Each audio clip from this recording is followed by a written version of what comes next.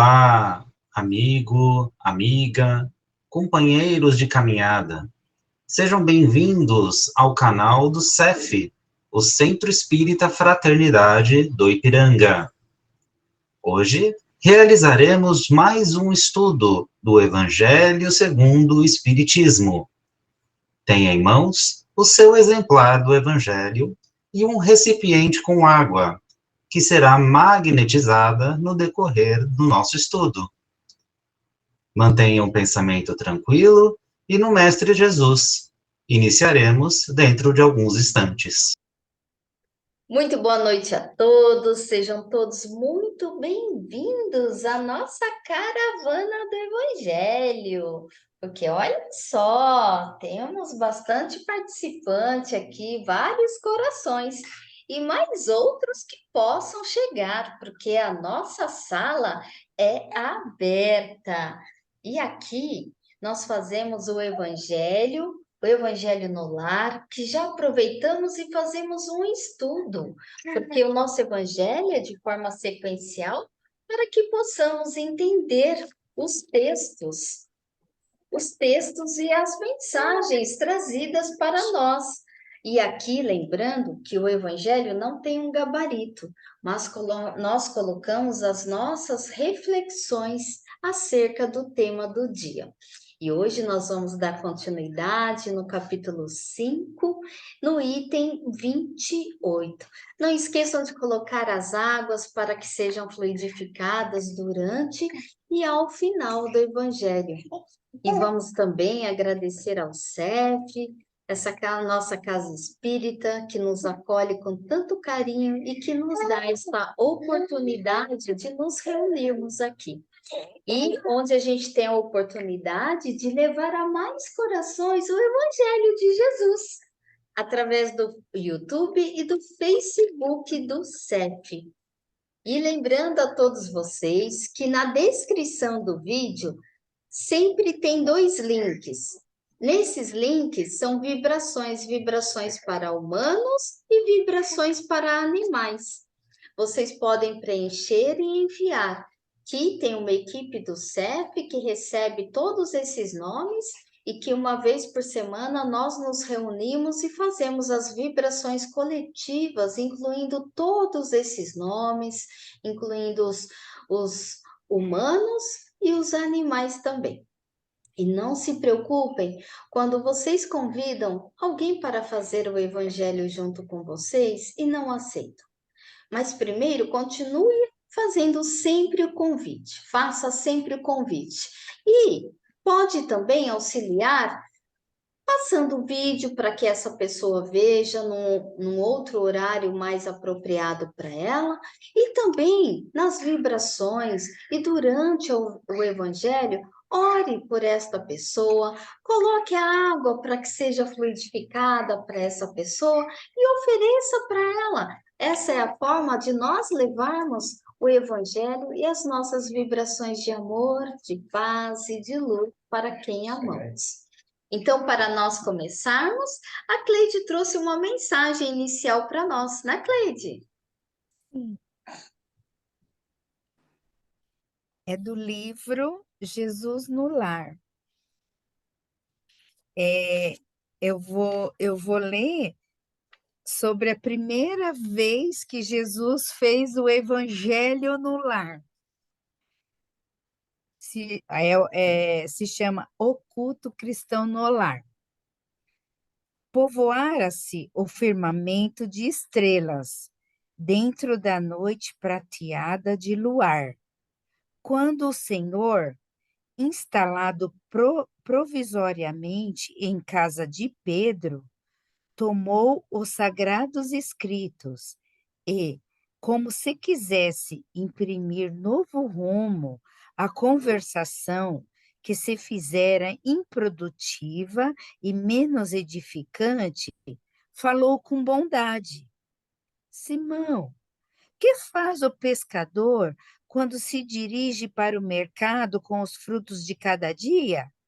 O apóstolo pensou alguns momentos e respondeu hesitante: Mestre, naturalmente escolhemos os peixes melhores. Ninguém compra os resíduos da pesca. Jesus sorriu e perguntou de novo: E o oleiro, que faz para atender a tarefa a que se propõe? Certamente, senhor, redarguiu o pescador intrigado. Modela o barro, imprimindo-lhe a forma que deseja. O amigo celeste, de olhar compassivo e fulgurante, insistiu. E como procede o carpinteiro para alcançar o trabalho que pretende? O interlocutor, muito simples, informou sem vacilar. Lavrará a madeira, usará o enxó e o serrote, o martelo e o formão. De outro modo, não aperfeiçoará a peça bruta. Calou-se Jesus por alguns instantes e aduziu. Assim, também, é o lar diante do mundo. O berço doméstico é a primeira escola, é o primeiro templo da alma. A casa do homem é a legítima exportadora de caracteres para a vida comum.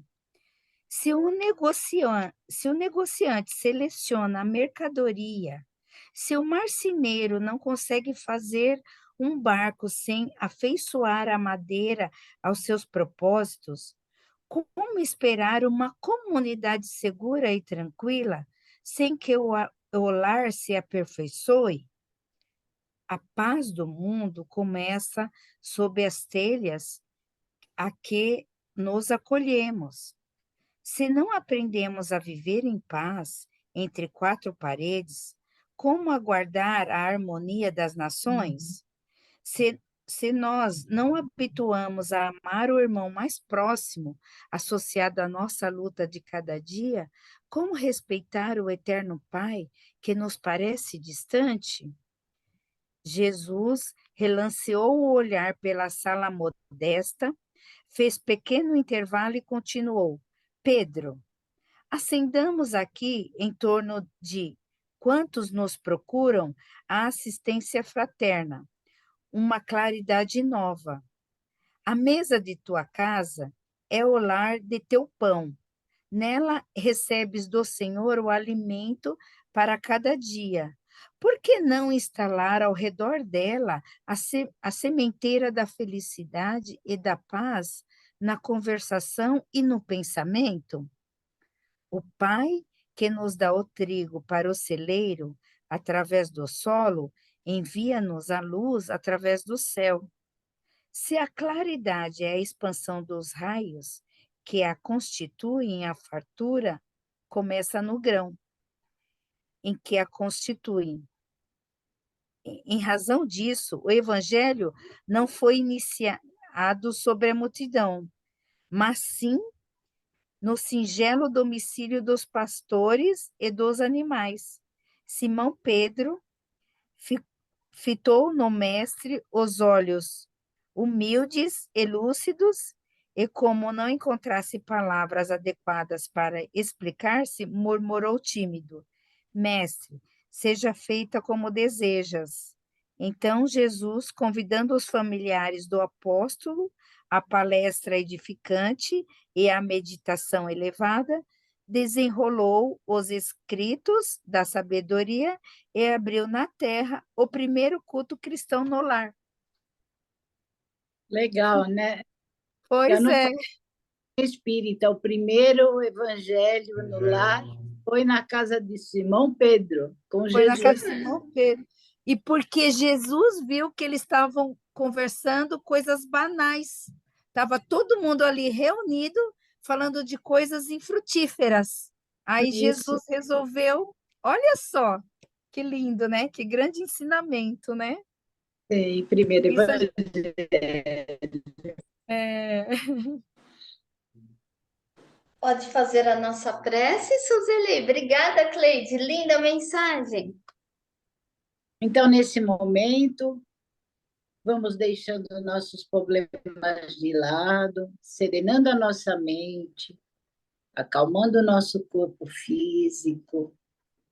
Vamos nos elevando elevando o pensamento até o nosso anjo guardião, a espiritualidade amiga de luz, de amor. E junto a eles, vamos até o anjo Ismael, o anjo protetor do Brasil, que nos abençoa, nos envolve e nos leva até nossa mãe Maria. Diante de Maria, da nossa mãe, que nos envolve, nos abraça, nos dosifica a nossa vida, ela que conhece todos os nossos segredos, que nos conhece desde sempre. Ela vai nos acalmando, serenando e nos levando até Jesus.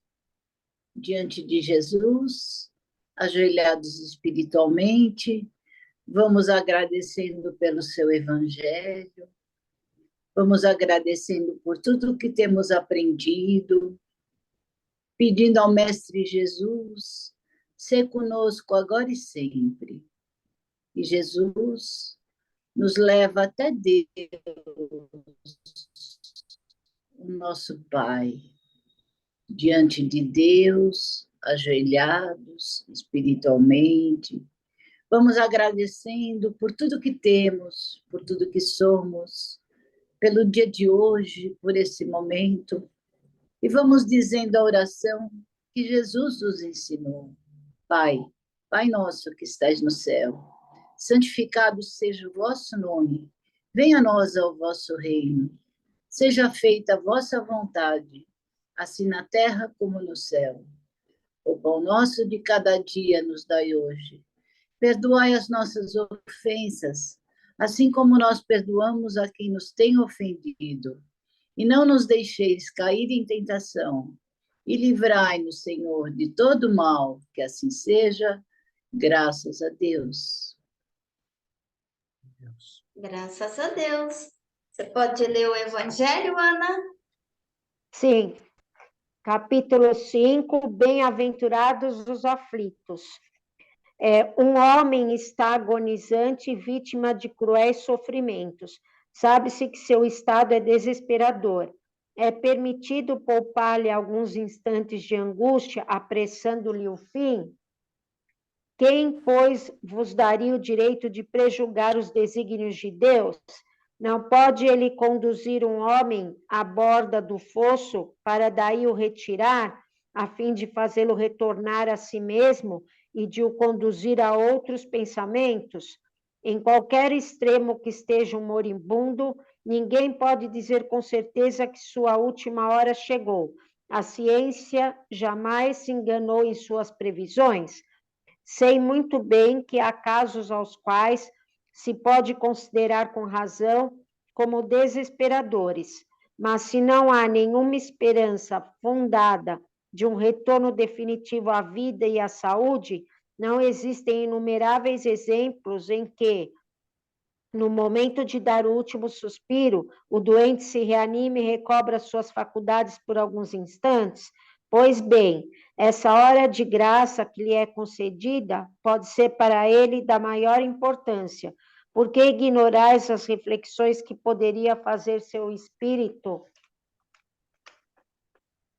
nas convulsões da agonia? E quantos tormentos pode lhe poupar um relâmpago de arrependimento? O materialista que não vê senão o corpo e não considera a alma, não pode compreender essas coisas. Mas o espírita, que sabe o que se passa além do túmulo, conhece o valor do último pensamento. Abrandai os últimos sofrimentos quanto esteja em vós, mas guardai-vos de abreviar a vida, não fosse senão de 1 minuto, porque esse minuto pode poupar muitas lágrimas no futuro. São Luís, Paris, 1860.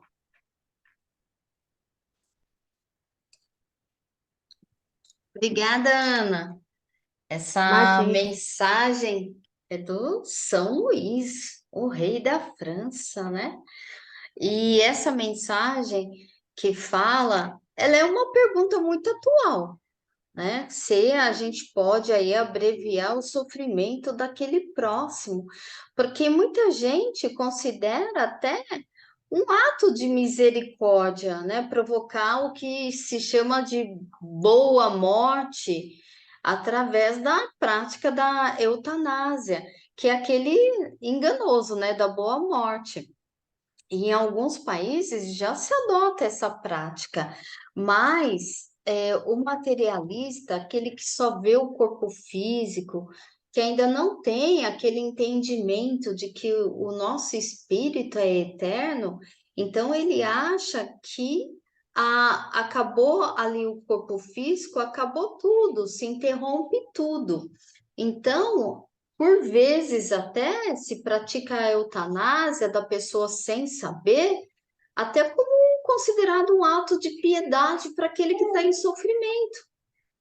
Mas muitos espiritualistas, e independe da religião, não necessariamente espírita, muitos espiritualistas em geral, eles já veem essa pessoa enferma que ninguém tem o direito de tirar a vida, e nem o próprio enfermo, porque a vida foi Deus que deu, então Deus que tira. E para nós espíritas, que a gente já está aí tendo um certo conhecimento, o espiritismo ele nos mostra que o homem, ele é um espírito eterno e todos nós estamos rumo à perfeição. Então é um caminho longo. E a eutanásia, ao invés de abreviar os sofrimentos para aquela pessoa que está enferma, vai ter um efeito contrário, porque a gente sabe que tem o espírito e tem o perispírito, esse corpo espiritual. E se a vida ela é abreviada antes daquele esgotamento do fluido vital, o perispírito ele vai ficar com esse fluido vital. E se ele desencarna assim, esse desenlace, ele é muito abrupto.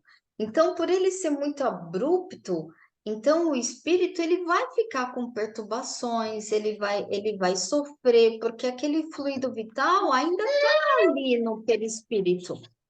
Então, é isso que São Luís, ele vem nos colocar, e ele coloca assim até para gente com várias frases aí de interrogações, ali nos afirmando, não faça isso, não faça, porque a gente já viu semana passada que a gente pode auxiliar essas pessoas que estão em sofrimento no auxílio, que seja material, que seja moral, mas a gente pode auxiliar, mas não auxiliar em tirar a própria vida, porque nessa fase tem gente que pensa, mas a pessoa está vegetativa, numa cama, mas o espírito não. O corpo tá, mas o espírito em desdobramento, ele pode estudar, ele pode ter processos de arrependimento, então ele vai se depurando mais ainda para que ele tenha um desencarne mais em paz. Então, que a gente pense nisso, porque ao invés de ajudar, a gente está atrapalhando. Então, a gente tem que deixar conforme os desígnios de Deus. E sempre lembrar que o espírito está ali, porque o espírito não morre. Então, São Luís, ele diz que nós podemos aliviar os sofrimentos, mas abreviar de forma de praticar, de antecipar a morte, não. Então, essa melhora aparente também, né, que geralmente o moribundo tem, muitas vezes é a chance que ele tem, esse espírito, de se arrepender, de falar alguma coisa extremamente necessária, né, para o seu arrependimento. A gente sabe até que, às vezes, a própria espiritualidade permite isso, esse momento de lucidez, esse momento de aparente melhora, para que haja um desligamento, né, do corpo físico de uma maneira mais suave, de uma maneira mais calma, né? Então, a própria espiritualidade permite essa suposta melhora, né, para fazer o desligamento e que ele vá com mais paz, com mais tranquilidade, que ele tenha até a oportunidade até de falar alguma coisa para alguém, se arrepender, pedir um perdão, né? E tem mais. A gente fala moribundo, mas a ciência se engana também. Ele pode ter uma melhora e tornar a viver, não se sabe. Então, por isso que também a eutanásia é complicada, porque você não sabe se ele vai voltar, se ele não vai voltar. Só Deus isso, né? Deus se extingue realmente, né? Então, Isso, eu acho que esse momento de limpeza é extremamente importante, né, para aquele. isso O mesmo. próprio ladrão na cruz, né, nos seus últimos instantes, lembrai de mim, Senhor, né? Isso mesmo. Isso. Cleide, você gostaria de falar? Só para completar, e Jesus falou: hoje mesmo estarás comigo, né? Porque você viu, ele aproveitou o momento, o último momento dele, né? Você Sim. vê que no finalzinho, se fosse antes, né? Se tivessem, né, batido nas pernas dele antes, né? No É, Sim. finalzinho ele aproveitou o momento e foi salvo, né? Você vê é. como que é. É só para completar mesmo o que vocês falaram, porque vocês já falaram tudo mesmo. Às vezes as pessoas pensam, né? Ah, vou abreviar porque está sofrendo, mas não pensa que está interrompendo um processo de crescimento do espírito, não daquele corpo doente, mas um processo de crescimento do espírito e da família que está em volta, porque a gente viu, né? Que a gente que sabe que não é só a pessoa que está doente que está passando pela prova de crescimento, né? De resgate, todo mundo que está em volta também, né? Então, assim, você provocar a eutanásia, eu também acho que tem o suicídio também entra aí, né?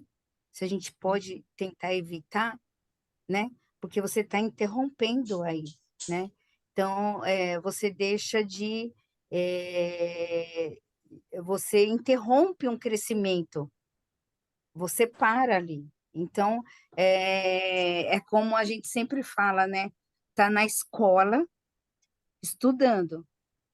Prova nunca é fácil. Nunca foi fácil fazer prova, né?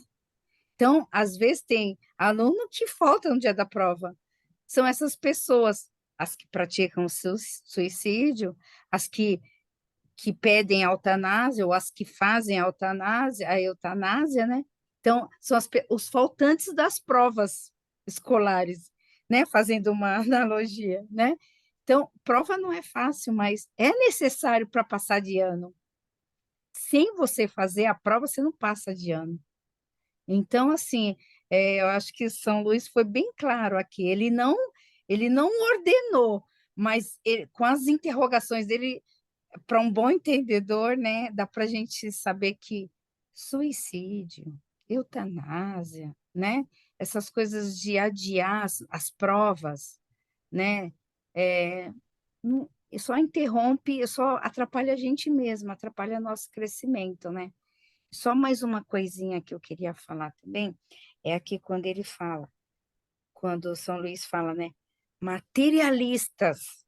O materialista que só vê o corpo. Então, aqui, ele não está falando para qualquer um. Ele está falando para a gente que estuda a espiritualidade, né? Porque aqui ele não está se importando com o materialista, porque o materialista ele vê o corpo, ele vê o material, ele vê o dinheiro, ele vê o trabalho que aquele moribundo está dando, os gastos, né? O materialista só vê isso, os gastos, o tempo perdido, né? Agora, o espiritualista, ó, o espírita, ele não vê isso, ele não vê só isso, ele pode até ver isso, mas ele vê, não, a gente tem que dar uma chance, né? Vamos esperar, como a Suzeli falou, às vezes, né, tem até uma melhora, às vezes aquele problema que a pessoa passou foi para chamar a pessoa, né, a realidade, para ver se ela muda alguma conduta, melhora em alguma coisa, né? Então, achei legal essa chamada que ele deu aqui para a gente, né? Bem lembrado, Cleide. Eu não sei se foi no livro de André Luiz, Os Mensageiros, realmente eu não me lembro, mas teve um caso de um desenlace e que quem estava cuidando ali no hospital praticou até pelos custos, né? Que estava demorando muito, que eles achavam que a pessoa ia desencarnar, logo não desencarnava, e aí anteciparam. E aí a gente vê que o desenlace é tão sofrido para quem vai, mas muito sofrido, né? Bom, mas a gente ainda tem muito que aprender, e é isso aí. Vamos praticar todo dia um pouquinho todos esses ensinamentos e a compaixão e a lei do amor, né? A ter paciência até com aquele que está em estado vegetativo. Bom, estamos chegando aí ao finalzinho, como mais ninguém abriu o microfone, acho que a Thaís agora já pode fazer a nossa vibração final, gente. E vamos aí, já pegando as nossas aguinhas e mentalizando a quem nós queremos tanto bem. Bom, então, como a Meire falou, vamos todo pegando nosso copo com água, nossa garrafinha, fechando os nossos olhos, sentando confortavelmente e nos conectando ao nosso mentor individual, ao nosso anjo da guarda, nosso amigo. E vamos aproveitar este momento para praticar a caridade, doando aquilo que a gente tem de melhor nos nossos corações. Vamos fazer uma vibração pelo planeta Terra que passa por um momento tão complicado, esse momento de transição planetária. Vamos vibrar pelo nosso país em especial, visualizando o seu contorno todo iluminado. Vamos vibrar pelo nosso estado, pelos nossos doentes, pelos asilos, pelos nossos idosos, por todas as crianças abandonadas. Vamos vibrar pelos presos, aqueles que estão encarcerados. Vamos vibrar por aqueles que se encontram tristes e deprimidos dentro de suas casas. E vamos vibrar pelo nosso bairro, pelos nossos vizinhos, pelos nossos amigos, pelas nossas famílias. Pedindo licença nesse momento para vibrar por nós mesmos, visualizando Jesus entrando as nossas casas pela porta da frente, iluminando cada cantinho da casa, limpando aquilo que tiver que ser limpado e trazendo muita luz para o nosso ambiente, muita harmonia, amor, compreensão. E vamos pedir para a espiritualidade que coloque em nossas águas o lenitivo necessário para nossa cura física, mental e espiritual. Que essa água possa vir a ser noite de sono tranquila, o remédio para as nossas dores, que possa vir a ser, talvez, um remédio para os nossos pets, para as nossas plantas, ou apenas um conforto para os nossos corações. Graças a Deus.